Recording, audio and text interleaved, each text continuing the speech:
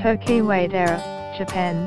Cicadas, as every Japanese schoolchild knows, lie underground for years before rising to the Earth's surface in summer. They climb up the nearest tree, where they cast off their shells and start their short second lives. During their few days among us, they mate, fly and cry. They cry until their bodies are found on the ground. Chukuido hated the din they made. They had just started shrieking, as they always did in early summer, and the noise would keep getting louder in the weeks to come, invading her third-floor apartment. As one species of cicadas quieted down, another distinct cry would take over.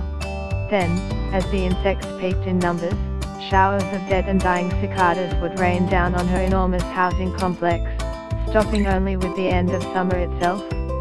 It was the afternoon of her 91st birthday, an unusually hot, part of a heat wave that had community leaders worried. Elderly volunteers had been winding through the labyrinth of footpaths, distributing leaflets on the dangers of heat stroke to the many hundreds of residents like Ido who lived alone in 171 nearly identical white buildings. With no families or visitors to speak of, many older tenants spent weeks or months cocooned in their small apartments, offering little hint of their existence to the world outside their doors.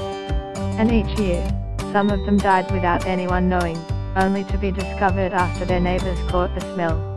The first time it happened, or at least the first time it drew national attention, the corpse of a 69-year-old man living near Ido had been lying on the floor for 3 years, without anyone noticing his absence. His monthly rent and utilities had been withdrawn automatically from his bank account.